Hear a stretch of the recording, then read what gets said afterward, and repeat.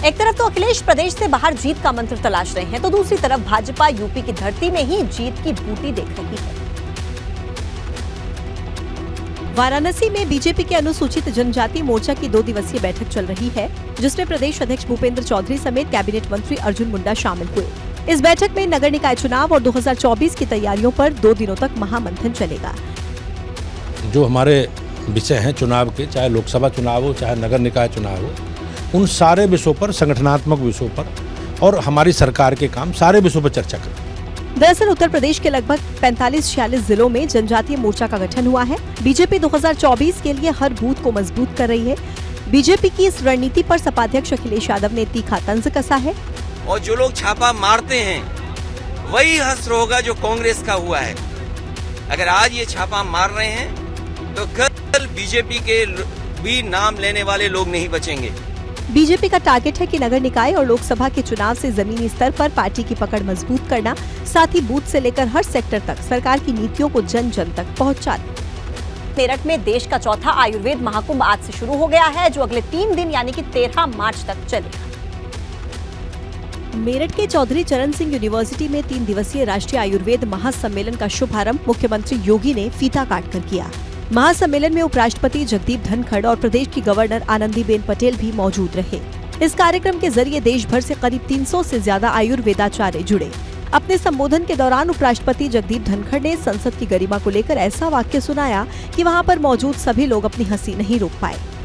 और मैं उनसे दूसरा निवेदन करना चाहता हूँ, जो मेरी बड़ी पीड़ा है, कि एक ऐसा गुण बनाइए, आयुर्वेद की ऐसी औषधि बनाइए, ऐसा योग बनाइए कि हमारे संसद की गरिमा ठीक रहे। इस खास मौके पर सीएम योगी ने आयुर्वेद को स्थापित कराने में पीएम मोदी का बड़ा योगदान बताया। परंपरागत चिकित्सा पद्धतियों को आयुष मंत्रालय के रूप में लेकर के और योग, आयुर्वेद, होम्योपैथ, यूनानी, सिद्धा, प्राकृतिक चिकित्सा, इन सब को लेकर के मंत्रालय का गठन किया। उमेश पाल हत्याकांड के बाद हर दिन एक से एक नए चौंकाने वाले खुलासे सामने आ रहे हैं। इससे साफ जाहिर हो रहा है कि इस हत्याकांड को पूरी साजिश के तहत अंजाम दिया गया, जिसमें मुख्य साजिशकर्ता अतीक की पत्नी शाइस्ता परवीन भी है। क्योंकि शूटआउट कांड से 5 दिन पहले का सामने आया ये सीसीटीवी फुटेज शाइस्ता परवीन के हर उस गुनाह की कुंडली को खोल रहा है, जिसमें उसके मुख्य साजिशकर्ता की भूमिका होने के सबूत पेश कर रहा है।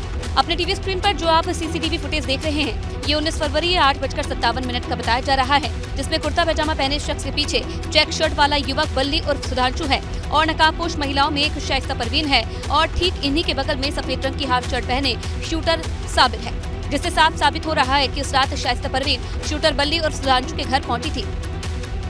दरअसल बल्ली उर्फ सुधांशु अतीक गैंग का ही शूटर है। धूमनगंज के नीवा गांव का रहने वाला है। अतीक के अकाउंटेंट असाद के साथ रहता था बल्ली। असाद बल्ली के पत्नी के नाम अतीक की बेनामी संपत्ति, चकिया में बल्ली की पत्नी के नाम पर जमीन और मकान। हालांकि शूटर बल्ली पर धूमनगंज थाने में पहले से ही केस दर्ज है। शूटआउट कांड के बाद से ही फरार 7 लोगों में बल्ली और शाइस्ता परवीन भी शामिल है, जिनकी तलाश में पुलिस और एसटीएफ लगातार छापेमारी कर रही है। और अब देखिए अतीक के उस टाइगर की खबर जो प्रयागराज में मारा गया है। आपके टीवी स्क्रीन पर जो पिंजरा नजर आ रहा है, उसमें अब 2 ही कुत्ते नजर आ रहे हैं। इसमें कल 3 कुत्ते थे, लेकिन अब अतीक अहमद के एक और कुत्ते टाइगर की मौत हो गई। कुत्तों की मौत के बाद नगर निगम की टीम रेस्क्यू के लिए पहुंची और शव को अपने साथ ले गई। दोनों मृत कुत्ते विदेशी नस्ल के थे। अतीक के इन कुत्तों को न तो खाना नसीब हो रहा है और न ही कोई पानी देने को तैयार है। ऐसे में भोजन के अभाव में अब तक 2 दिन में 2 कुत्तों की मौत हो चुकी है। अतीक अहमद के पास ग्रेट डेन नस्ल के 5 कुत्ते थे, जिनमें बाकी बच्चे कुत्तों की भी हालत बिगड़ गई है। ये कुत्ते भी भूखे प्यासे हैं। पुलिसिया कार्रवाई के डर से मोहल्ले पड़ोस के लोग भी इन कुत्तों को खाना पानी देने से कतरा रहे हैं। पिछले कई दिनों से इनको खाना पानी नहीं मिल रहा है। माफिया अतीक अहमद के करीबी भी कार्रवाई के डर से उसके चकी आवास पर फटकना नहीं चाहते हैं। घर में काम करने वाले कर्मचारी भी गायब हो गए हैं।